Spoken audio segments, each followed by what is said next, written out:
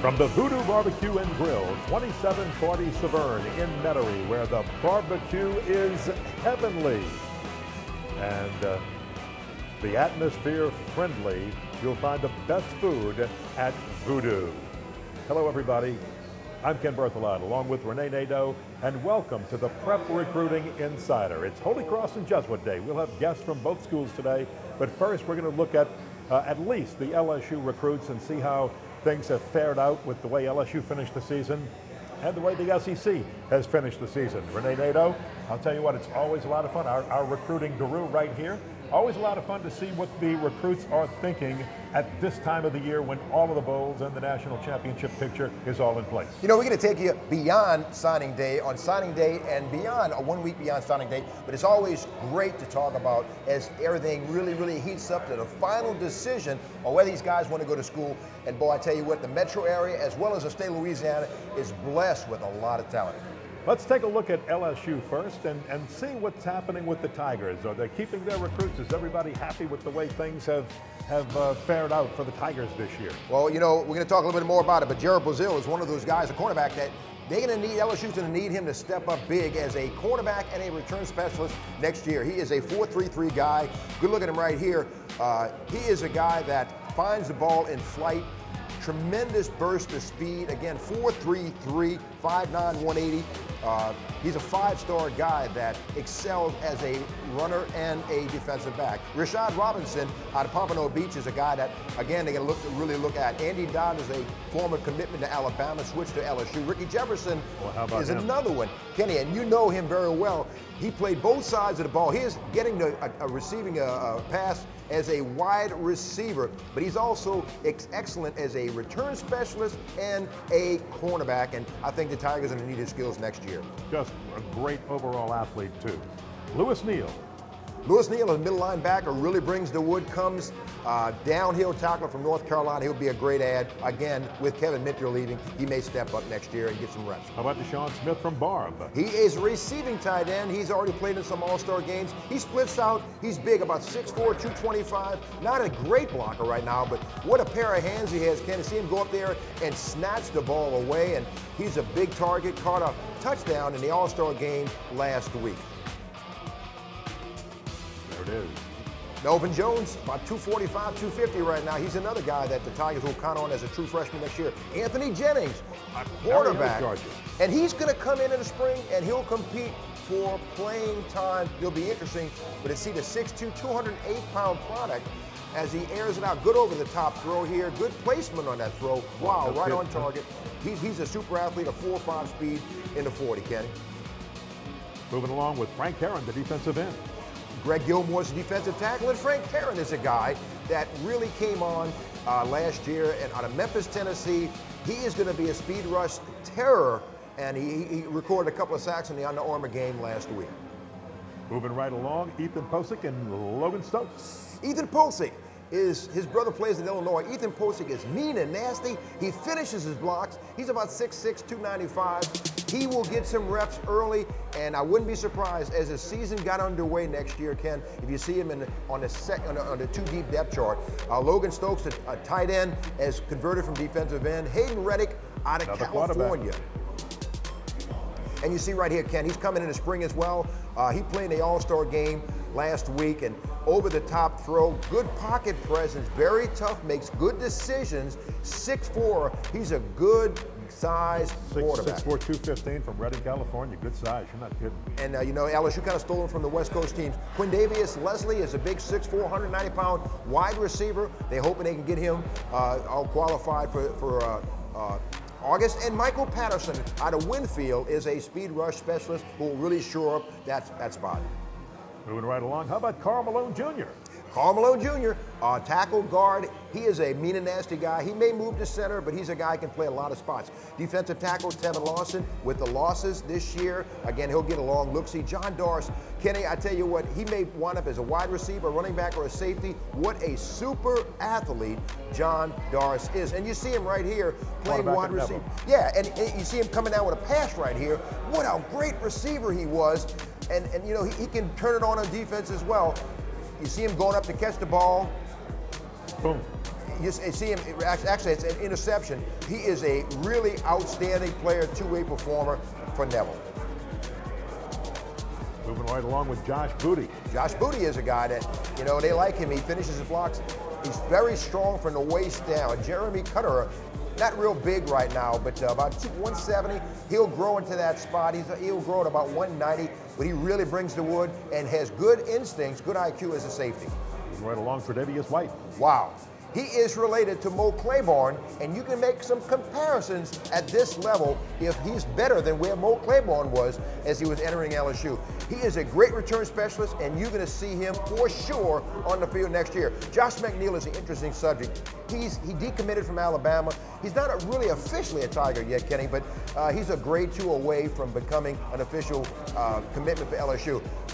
Christian Lacouture from Lincoln, Nebraska. 6'5", 270. He's decommitted from a couple of schools. He can play 3 or 5 technique, Ken, and you see him right here just rushing the passer. You're talking about a 275-pound guy. He moves pretty well. He can play defensive end or defensive tackle, and you see he gets great penetration, blows his plays up before it gets started. LSU Tigers are really glad to have him, and he should be arriving in time for spring practice. And then Kendall Beckwith. Kendall Beckwith and Marquez Bain are a couple of guys that LSU is going to have to take a long look at for spring and see where they fit in. Marquez Bain is 285, 300-pound defensive tackle, and Kendall Beckwith, what a big get it was for the Tigers to get him away from Alabama. And you see right here, he played quarterback, he can play outside linebacker, defensive end. You see him rush and blow up this play right here. What a good addition it is for Kendall Beckwith. Coming up the edge right here, he rushes the passer, gets those arms up, disrupts the play, and gets a sack. And you see he plays quarterback too, so what a skilled athlete. And he can run. That's a 230-pound athlete running with the ball, Ken. You think he can make a good fullback? Absolutely. And then how about a young man from New York named Josh McNeil? Well, Josh McNeil, we talked about, and the thing is that he's not qualified yet, but he's about maybe a grade or so away from being an official commit, but he's going to be a great addition to tight end, and LSU needs tight ends with everybody they lost. Well, they've got a good class going, and we'll be back to talk with some people who are going to help make some teams good players and will help each school that they go to have a good class. We have Holy Cross, Coach Barry Wilson and some of the players, and Coach Wade Kaiser and some of the Jesuit players on the next few segments of the show. We'll be back with that right after this on the Prep Recruiting Insider from Voodoo Barbecue.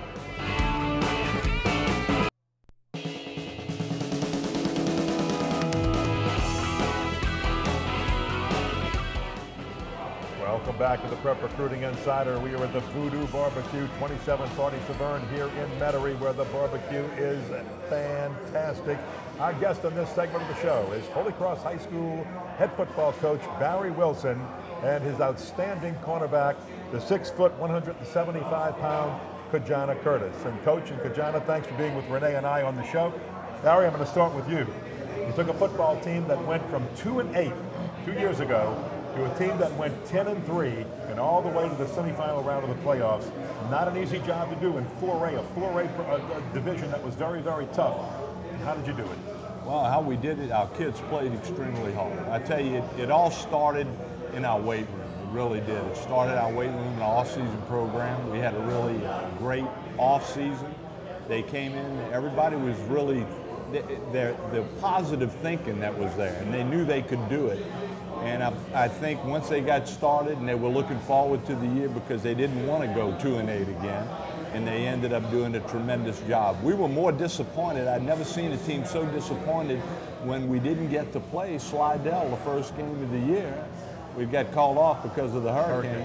And we were real disappointed. Then they ended up opening up with Jesuit, and then after that, we started to roll. We really did well, except for the one thing with the Rummel game. We kind of fell on our face a little bit, but other than that, I thought we had a fantastic group of kids that just wanted it real bad and did a great job. That was your Hail Mary right at the end of the first half. That was. Jesuit, which really brought new life to the Tigers and made it a 14-7 game at the time. Exactly, yeah. I'm going to talk to Kajana, but You know, everybody's talking to Nick Saban about if he's going to the NFL, and I want to put that rumor to rest that Barry Wilson is not moving on to the NFL. No, that he's going to be in Holy Cross yes. for a while. And I want to ask you, Barry, we've known each other a long time.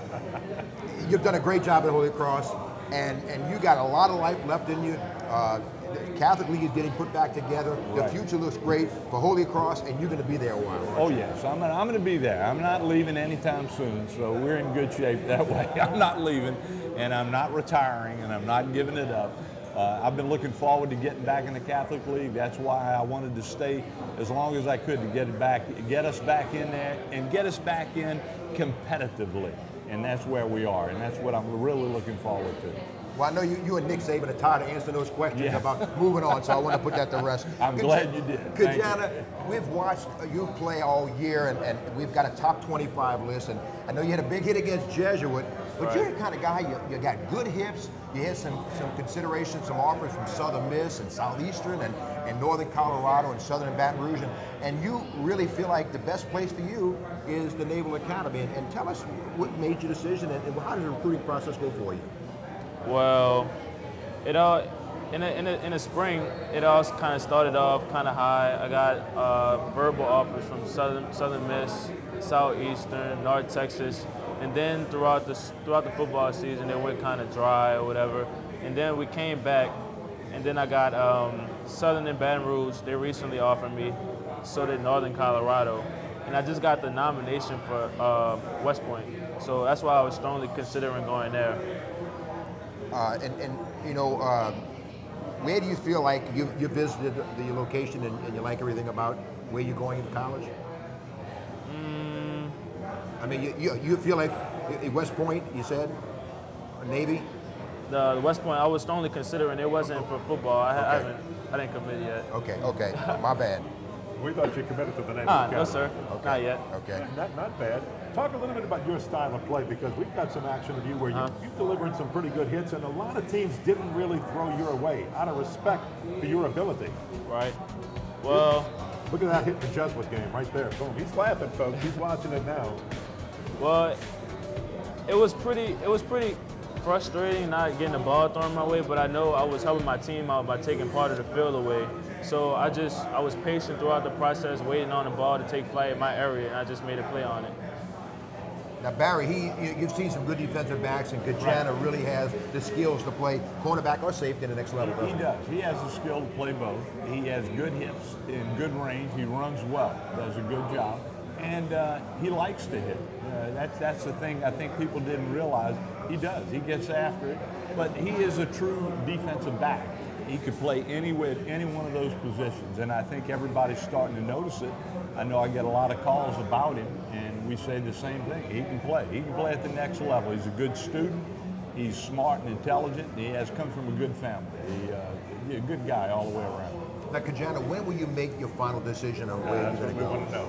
Are you going to go all the way to signing day? I think I'm going to go all the way to signing day. Really? Yes, sir. Do you have any more visits left to take? I've had some colleges want me to come, but I'm still trying to finalize it right now because my parents, they're kind of busy this month, so I'm trying to still figure out where I'm gonna go. But I think I'm gonna hold it out until signing day, keep all my options open. Is there a player on the next level in the NFL that you kind of modeled your style after, that you might have a fat head on the wall, or somebody that you wore your number for, or anything like that? I wear number 8 from my grandma. She died on February 8th, so I always wear that. And I would say my favorite player would have to be Janoris Jenkins or Patrick Peterson. What did you learn from Coach Barry Wilson while you were at Holy Cross that will help make you a better college player and has helped make you a better man, ready for college and ready for life? Well, from Coach Barry, I learned my leadership skills, how to take charge, how to not quit. Because since the 2-8 season, Coach Barry and the rest of the coaching staff were preaching to us about like not giving up. You have to keep pushing, and just have a passion and desire for the game. Don't do it because someone's making you. Do it because you want to, because you love it. So that's what Coach Barry taught me. Gujana, when did you feel like there was a realistic chance that you could play college football? Was it a year ago, 2 years ago? When was it? It had to be 2 years ago, my 10th grade season, when I made all district. I started to realize like this really might be my calling in life to play football. So now I just took the talent and ran with it. So What skills do you feel like you need to work on in the spring before you arrive in college that you need to get? We have about 30 seconds left. okay, well I need to work on my hands, my footwork, and my reaction to the ball for the next level. Barry Wilson, Kajana Curtis, thank you all for being with us on this segment of the Prep Recruiting Insider. We wish you the best of luck in your decision making and the best of luck in your college career. Barry, good luck next year, and thanks for staying with the Tigers and bringing them back. All right, we'll take a break and we'll be back with 2 more Holy Cross players right after this on the Prep Recruiting Insider from the Voodoo Barbecue, 2740 Severn here in Metairie.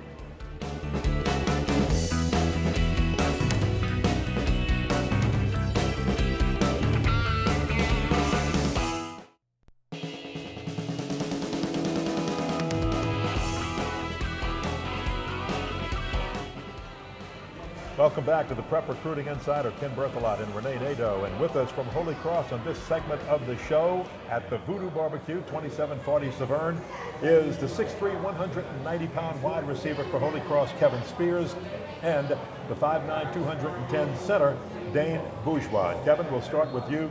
First of all, congratulations on a fine season. You guys turned around a 2-8 program and went 10-3, went all the way to the semifinals of the playoffs. Talk a little bit about how did you guys come together as a team to make that happen?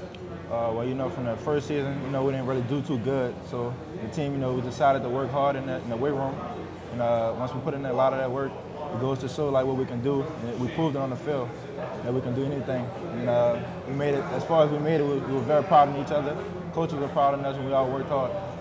I've talked to a lot of recruiters recently, and you know, you're a hot topic right now, Kevin, and you've really come on, had a chance to watch you. I like your skills. You catch the ball away from your body, defend, you know, block the defender with your body and stuff like that. Talk about some of the schools that have expressed interest in where you're visiting, and what are you looking for in a school right now? You know, my options are still open right now, but you know, schools like Utah have talked to me, San Diego State, Tulane, LSU have shown some interest as well, but you know, my options are open, so I don't have a really specific, most important school right now that I really would like to go to, but you know, when that day comes, I'm gonna take some time out, you know, and really decide like which college I really want to go to, and you know, who wants me the most. Dane Bourgeois, again, you're 5'9", 210, and right now you're trying to make a decision. Who are you looking at? And we thought you might be close to making a decision on somebody, but you tell us. Well, take it this way. I'm being looked at by Millsaps, Rhodes, Center, and Sewanee University of the South. I have official visits to Millsaps and Center and Rhodes. Nice. And I'm going up on 25th of January to Millsaps. What that tells me, Kenny, is this is a very intelligent young man. If that's the kind of schools, you know, he's looking at, yes. You're too smart to be a sportscaster, I can tell you that. But you know, the thing is, Lon Elsie, I know Lon very well, and he grades very hard, and you were one of the highest graders, if not the highest grader, as a center for Holy Cross, and that speaks highly of your work ethic. I know also, what are you, a 500-pound squat, a 330 bench, you use your skills very, very well. How did you learn to be a center? Well, you know, it kind of came naturally. I did do karate when I was younger, and that focused on like center of balance and stuff like that. And you know, one day, me and my dad were talking, and you know, he basically said, you know, hey, you should try and be a center. You know, it's a skill that not many people like to do. I said, okay, you know. Actually, it all started with long snapping, which I don't do, which is kind of funny. Well, you know, there's some talk that you may move to like a fullback position because of your lower body strength and your upper body strength. Is that something that you could adapt? Something you'd like to? I could I would love to play fullback. I could also play linebacker. You know, if wherever a coach would want to put me, I'll play there. Kajana, what are you looking for specifically as you make these visits, and what is your timetable to make your decision? Are you going to go all the way to signing day, or maybe commit before? I'm not too sure. Like I said, you know, I'm gonna take that time out, you know, decide like what I really want, who do I really want to go to. You know, as I take my visits, I'm gonna see what I like about the college, what I don't like about the college. But you know, no telling when. You know, the day will come when I really decide. But you know, hopefully it's before signing day, because I would like to sign, you know, on signing day just like any other person that's signing on that day. So Any specifics you're looking for in a college that might sway you to say, this is the place I want to be? Not necessarily. Like I say, you know, I'm just hoping for the best from each college that, you know, I visit to, that, you know, that I like what I see and everything, and I just, you know, pick from there. Now, Kevin, you got some basketball background. How has that basketball skill helped you transition as a wide receiver? Because there's a lot of the same skills, your hips, your legs, your feet, your jumping and things like that. From basketball, you know, you know, since basketball has a lot to do with jumping and everything, you know, I use my body to go up and catch the ball. Boxing out helps me, you know, when it comes to catching the football, it helps me, you know, block the cornerback and help me get a shield to have the better advantage in catching the ball. So, you know, I use everything I can from basketball and translate it to football on the field. Is there a favorite player as a wide receiver that you kind of model your style after? I like receivers like Randy Moss, Julio Jones, Santana Moss and everything. But I don't have like a specific favorite player, but, you know, I idolize those guys a lot. Dane, how has Holy Cross and Coach Barry Wilson helped get you ready for college and just help make you a better man ready for life? Well, you know, Holy Cross really means a lot to me. It's a real good school, family-oriented, tradition-oriented, and you know, Coach Barry, he was a center when he played football, so bringing him up and talking to him, it was pretty awesome, and you know, yeah, I can see it. Kevin, you know, you've really come on, and what has helped you become the receiver you are right now? Because I tell you what, you've made tremendous strides during this season. You know, it was a lot of hard work over the spring, over the summer, you know, in and out the weight room. You know, it's been a blessing to me. I thank God, you know, for everything that's been happening for me, and I hope that I go to that place that really wants me and that my heart's desire. I hope that place is, you know, I'll be happy wherever I choose to go, and hopefully move on from there to the next level. Dane, when did you feel like the light came on for you over the opportunity that you could move up and be a college prospect?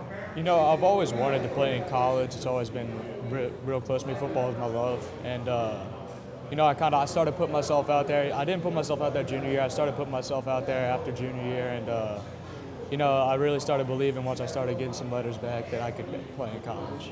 Dane Bourgeois, thank you very much. Kevin Spears, thank you very much for being with us, and best of luck to you guys in your college careers, and congratulations on the great turnaround season you had at Holy Cross. All right, thank you. All right, we'll take a break, and when we come back, we're going to visit with the Jesuit Blue Jays and Coach Wade Kaiser right after this on the Prep Recruiting Insider. And we are at the Voodoo Barbecue, 2740 Severn. Look at that rack of ribs.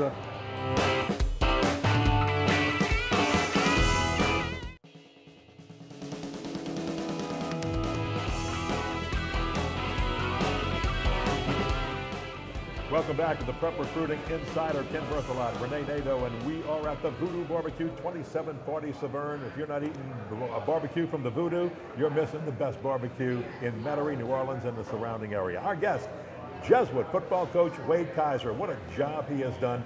6 years at Jesuit. The Blue Jays have been in the playoffs all 6 of those years, making it to the second round this year with really just one player that may sign with the Division I school. And I'm going to tell you what, Wade, you have done a fabulous job bringing this team and keeping this team at a very high competitive level of play. Well, I appreciate that. We've been fortunate for the 6 years that I've been there, not only to have a lot of committed young men, you know, not a lot of Division I guys, but committed young men that buy into the things that we do in the program, buy into what we do at Jesuit, you know, philosophically, academically, spiritually, as well as athletically. But I've also been gifted with a great group of assistant coaches that do a great job with our kids, that do a great job teaching the game of football to our kids. And so I've been fortunate. But you've also been gifted with the ability to coach and bring young men together. And whether it's the underdog role or whether it's just we are Jesuit and we have a responsibility to play and live up to that, you've been able to do that and keep these kids, again, in the playoffs for 6 years, every year that you've been there. Like I said, we've been fortunate. Now, I think there's every coach you would talk to, there's a lot of luck that's involved in things. You know, we bring a little smoke and a little mirrors. You know, that's always involved. You know, we're not always the best-looking team getting off the bus, but our kids play hard. Our kids are committed. they're well coached, like I said, because I've got a great coaching staff, and you know, they buy into the traditions and everything that we're doing in the program. So I've been blessed, and we've been fortunate. You know, Wade, you're an alum of Jesuit and 30 years of coaching. We've known each other a long time, and you have done a great job. But it's important when you say Jesuit. You know, that really means something in the city of New Orleans if you're an alum of Jesuit. But the Catholic League getting put back together next year, that's going to be real special, isn't it? Well, it's special. You know, 2 years ago it kind of got broken up because of schools like Holy Cross, St. Aug, and Shaw. Their enrollment numbers had dropped, and the LHSA no longer allowed you to play up in classification. Well, this past year, rules were passed by the LHSA that would allow you to play up one classification higher than your enrollment numbers. So we're extremely fortunate to have great schools, you know, spiritual, athletic, as well as academic schools like Shaw, Holy Cross, St. Aug, come back into the league. So we'll be 6 of the Catholic school teams in the city, all boys schools in the city, that were traditional Catholic League schools back in the Catholic League again. So I'll tell you what, great football, great competition, great camaraderie. It's really great for prep football in the city of New Orleans. You know, Jesuit has won some state baseball titles, done good on a basketball court as well. In the swimming, they've done well. You know, and there's a lot of pressure in a position like Jesuit, and I know you welcome that, Wade, but there's so much support. You know, when Jesuit team is playing, wow, you know the alums come out the woodwork, don't they? We get great crowds, but you know, when you said support, you're absolutely right, Renee. We've got a great support from the top to the bottom, starting with our administration, all the way through a great faculty. But then you throw in that extra advantage of the alumni of the city that have traditionally always been there for Jesuit High School. They're all over the city, state, as well as the United States, doing great things out there. They come back. They're always involved in supporting us. You know, we're going to the playoffs. I'm getting letters and emails from alumni in Dallas, alumni in the state of Washington, places like that are always, you know, saying, "Go Blue Jays, we're supporting you." With the idea of now, games are streamed on the internet. Yes. They're able to watch, you know, those sort of things. So it's great, and we're very fortunate with that great alumni base. You brought a young man with you that we're going to talk to in the next segment, and that's your quarterback, Tanner Lee, and he just showed the poise and the maturity of what you would expect out of maybe a sophomore or a junior at the collegiate level this year. Great young man. I know, Renee, we were talking earlier, what he brings to the table, Kenny, is a tremendous amount of competitiveness and a tremendous amount of knowledge of the game. You know, Jesuit academically is stringent from having to go home and have to do your homework and things of that nature. He gets his homework done. He gets onto the computer and starts studying film for a few hours. He's a student of the game, and that's what he brings to it. Like you can see here, you know, he's got great throwing motions. He's well coached. He can look off secondary guys, and he can put the ball where it needs to be on receivers. And that was the Shaw game. He threw for over 500. It's like a tennis match, that game. If you talk to Scott Bain's father after the end, our neck was hurting because we were going back and forth with their great offense. But that's what he brings to the table from being that type of player. Now you got a guy also coming too, and you don't have a Debo Jones on this team. Can I get him back? But you got a Brad Davis, and you know he's going to be a senior next year. He'll be on the next segment. He comes from a good. His dad was a great player at Jesuit, went on to Alabama. What kind of player is Brad? Brad's one of those young men that you know every day he's going to come to work. He's going to work hard. He's got a tremendous work ethic. You know, we've just started our off-season program. You know, he's going to be in that weight room, getting himself ready, as well as, you know, pushing other guys in our program to get ready for the upcoming season. He brings a great work ethic. He's a physical young man, very, very coachable, plays with great technique. Our defensive line coach, Troy Baglio, does a great job with all of our defensive line guys, and Brad's been one of his students, bringing along and playing great technique. And you're looking for him to be a leader next year. He's going to be one of your seniors next year, and one of the guys I think you hope will step up and really take a leadership role on this team. No doubt. That's what you expect of your seniors. You know, we'll have next year another 20 or 25 seniors, just as we do every year. And one of the things we expect them to do, not just of Brad, but all the other seniors that are in the senior class, to make sure that they provide the leadership that's necessary to carry us forward through the year. Now you'll be losing Tanner, and it'll be interesting to see who's jockeying for that spot at quarterback. Well, all of that will take place in spring. We have some fine guys behind him that have been tutored by our offensive coordinator and quarterback coach, Chris Lamoth, which does a great job. That will be competing for that job not only this spring, but throughout the summer.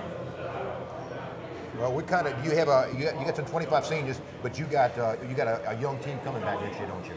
Well, we'll play some young guys. We'll play a few sophomores, and we will play some juniors. Once again, what we try to press, and we talk to our kids about this all the time, is competition.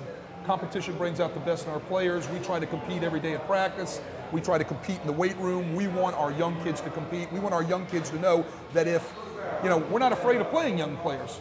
Being the guys that compete all the time, if they are the ones that compete and win that job, then that's what we want, and it brings out the best in everybody. Competition factor. Well, Wade, thank you for visiting with us on the Prep Recruiting Insider. We're going to visit with Tanner Lee and Brad Davis in just a moment, and best of luck with the upcoming year. Guys, you guys do a great job for Prep Sports, and I appreciate everything you do on behalf of not only our new district, the new Catholic League coming back together, but all of Prep Sports. Thank y'all for everything. Coach Wade Kaiser of the Jesuit Blue Jays back with his quarterback, Tanner Lee and Brad Davis, right after this on the Prep Recruiting Insider from the Blue.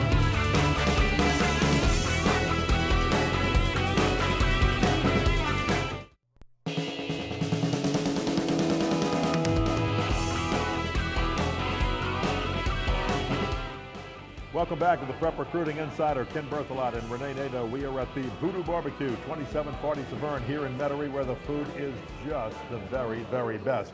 Our Jesuit Blue Jay guest is quarterback Tanner Lee, 6'4", 200, and sitting next to him is the defensive tackle Brad Davis, a junior this year, gonna be a senior. That's the guy we just talked about. He is 6'2", 225. And Brad, I'm going to start with you because I know Coach Kaiser just talked about you taking a leadership role with many of the other seniors for next year's team. You guys have been to the playoffs every year since you've been there, and that's something very special. Do you feel a special responsibility now entering your senior year? Yes, sir. Every year, like, the seniors graduate, so the juniors have to take more of a leadership role. So we're looking to work very hard this offseason and try and step up and lead the team into the playoffs. You know, Brad, I know your dad played at Jesuit before going on Alabama and then LSU.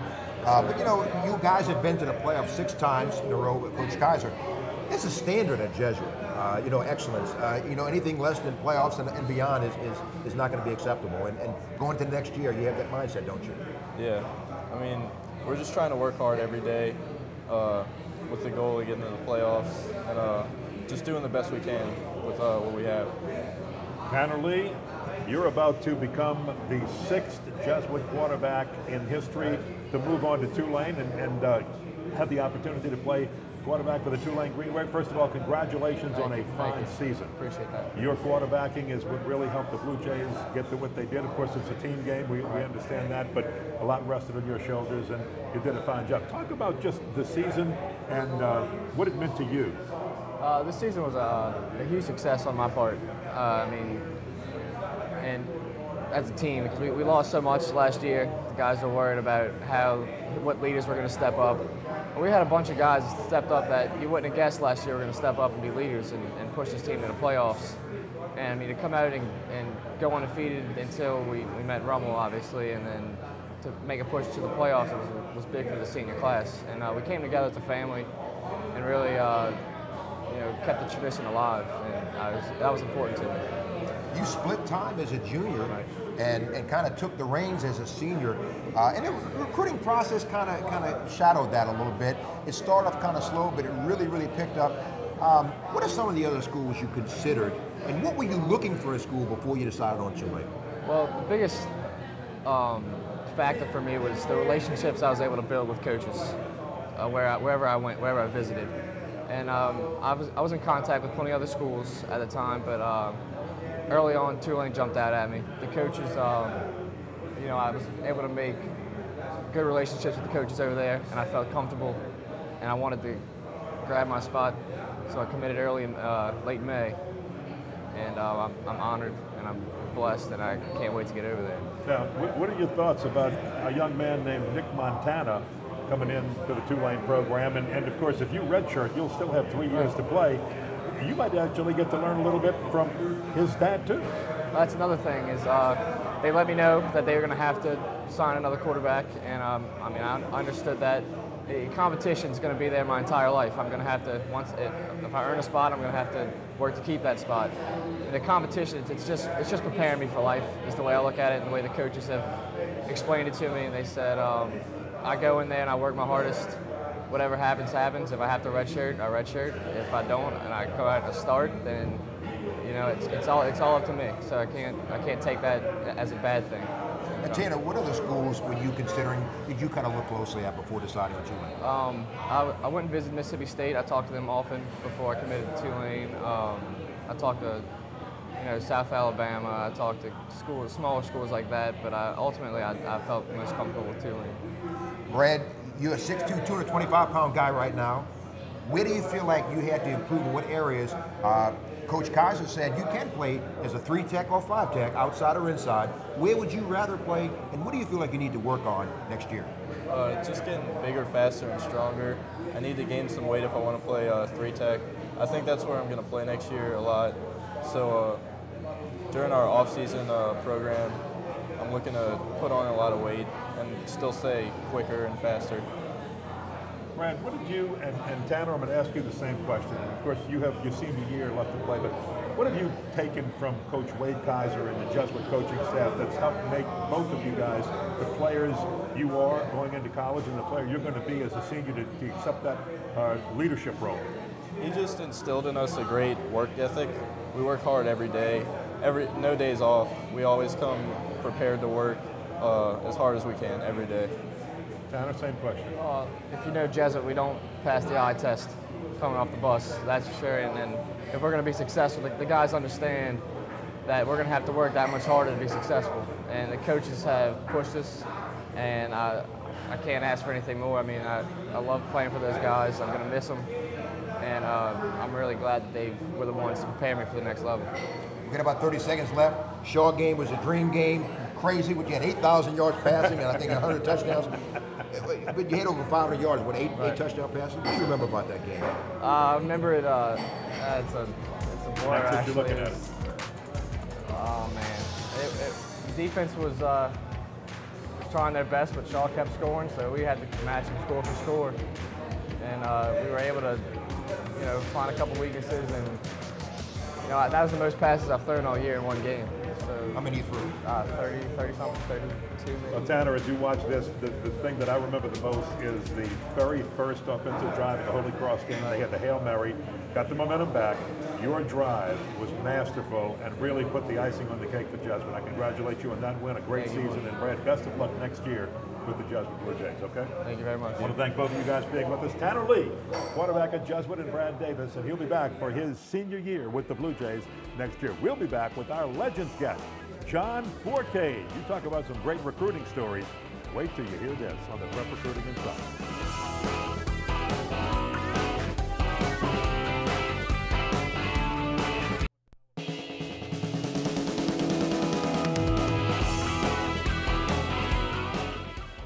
Welcome back to the Prep Recruiting Insider. Tim Broselot, Renee Nato, and our Legends segment. Guest is none other than John Forcade. Man, you don't need an introduction. Everybody knows you. You've been on our shows 1,000 times, and most people know that you did go to Shaw. Never won a state championship there, though got close. Covington and Bobby Hebert at South Lafourche kept you out. Yep. We had a situation in Covington where we were playing, and we lost the game in Covington 7-6. I broke my foot on the third play of the game. So I was done that game, and we missed a field goal that should have won it, but we lost that. Then Hebert, we all know what happened in South Lafourche. And Bobby, come on, you can come out and say the truth. We got ripped off down there. I was not over that line of scrimmage. I was not over the line of scrimmage. That was a winning touchdown. We lost to South Lafourche. He's not holding that now, folks. He's let it go a long time ago. And Renee, a lot of people don't realize that in the recruiting process, which we want you to talk about, you almost ended up at Alabama. Yeah, I did. I would have been in Alabama, except one of the assistant coaches at Alabama said I wouldn't play until I was a junior, and I wanted to shake his hand back then and said thank you. And Bear Bryant wasn't a happy camper. That coach told me, I won't mention his name, but he did tell me, Mal Moore, I will say your name, told me I would not play until I was a junior, so that eliminated me going to Alabama. Bear Bryant wasn't a happy camper because I really wanted to go to Alabama at that time. You know, John, we can get into some things. I know you visited LSU, you visited Alabama, Auburn, a few other places. Notre Dame was in the mix. But I got to ask you, before you go into some of the other places, the unique visit you had with Bear Bryant. Tell us about how you met the Bear and you sat in his private room. What happened? We met Bear Bryant after the Sugar Bowl, and when we were playing, they were playing in the Sugar Bowl, and the game was over with. Walked back over to the Hyatt Regency Hotel. I mean, I have Steve Motts with me. Steve Mott wanted to go to Alabama. He loved it. He's a year behind me, my starting center. We walked into the suite. Bear Bryant, y'all grab a seat. Unfortunately, when I got into that room and sat down, I sat on his hat. His houndstooth hat was smashed.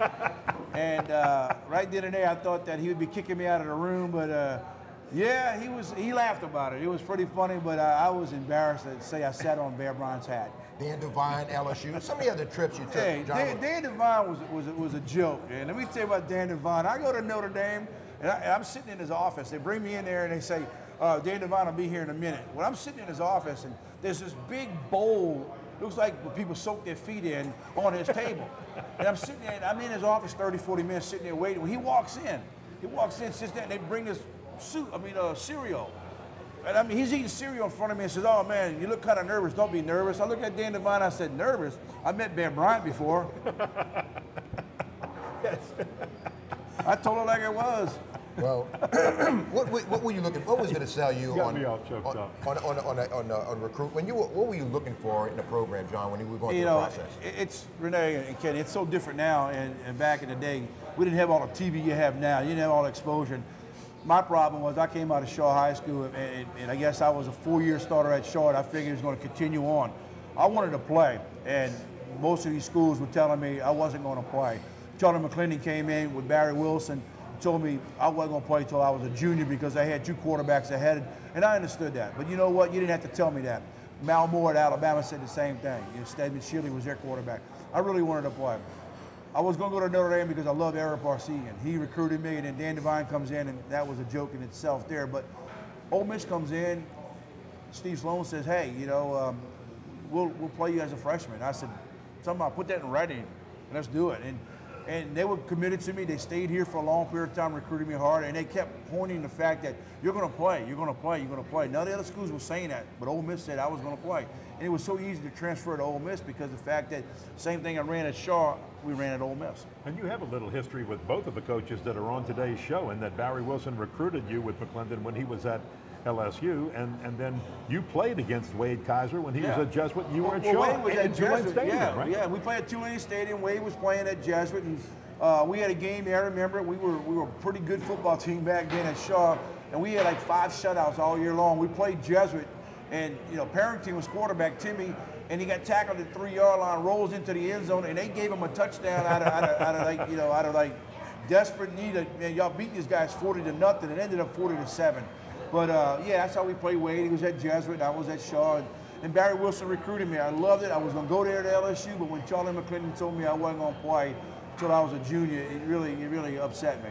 Yeah. You were the Louisiana Player of the Year coming out of Shaw, and I know a lot of fans don't understand. They always hear about, you know, an offer was made under the table and things like this, and you don't have to mention the school necessarily. No, I won't mention Auburn. Can you say about some of the things that you experienced where a bag of money may have wound up on your Marrero home? I'll and tell by you the way, the statute of limitations is over. It's over, so he can talk about this. I'll tell y'all this much. In all honesty, yes, there were things being thrown my way. I had cars pull up at my house. I came home for Christmas, brand new sofa, living room set for my parents, washer and dryer for my mother. I had 5 new suits laying on my bed, and it had a big sign saying "Merry Christmas" from certain university. We won't mention their name. I probably won't get them in any trouble now, Auburn.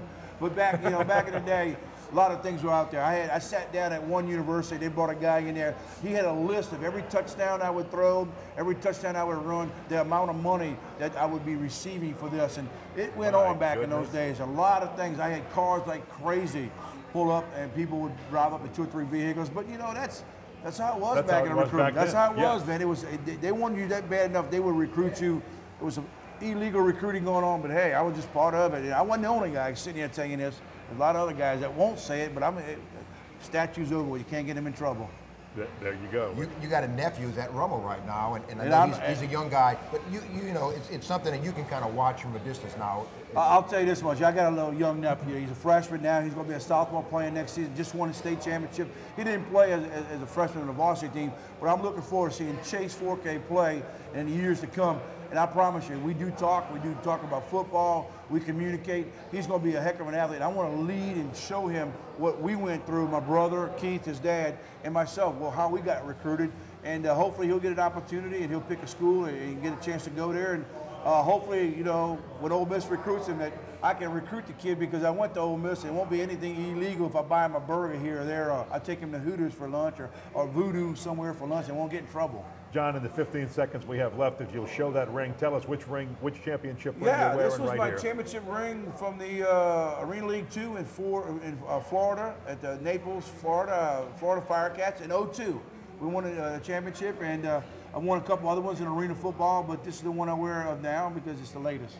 Arena football, the Saints, Ole Miss, Shaw, great career. Congratulations. We'll do this again. Oh, anytime. Thanks, guys, for having me. Appreciate it. Thanks, guys, much. Renee and John Forcade, our Legends guest on this edition of the Prep Recruiting Insider. Renee and I will be back to wrap it up right after this. This is the Prep Recruiting Insider from the Voodoo Barbecue, 2740.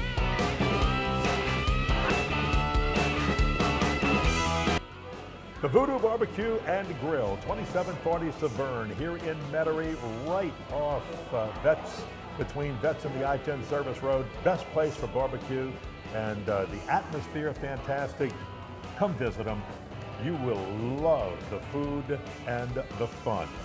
And Renee Nadeau will have his blog on sportsnola.com. And this week, Renee, you're talking about LSU. You're talking about the fact that who they're losing and what do they have to do? Who's coming in as recruits that might help. It's an overall assessment of the Tiger program. Yeah, and kind of talking about the offense and defense and some key players, guys, you know, who may be coming in as freshmen, have a chance to play, and guys been waiting in the wings. And you know, with this, so many guys committing, and we were talking about that. Well, our 10 underclassmen now are going to declare their eligibility for the NFL draft. There's an old saying, whether you're in football, whether you're a fan base, whether you're in a classroom, people vote with their feet. Are they frustrated that LSU hasn't had more success in the bowl games and in the seasons, or is it just the fact that, hey, I'm looking for more money in the NFL? It's more now, new era, that guys are looking to make money, and running backs and other players coming back. It's one play away from ending your season. They want to be paid for it. They're eligible. They're going to be high draft choices, and this is a good business decision for the LSU. And it goes to show what kind of recruiting. It sends out a great message to recruits. Brother Martin Day next week on the Prep Recruiting Insider. Coach Mark Bonise and some players and legends, Tommy Clapp and Pat Stant. So join us next week. Hope you enjoyed this week on the Prep Recruiting Insider. For our WHNO TV crew, Ken Berthelot and Renee Nadeau, thanks for being with us. Good day.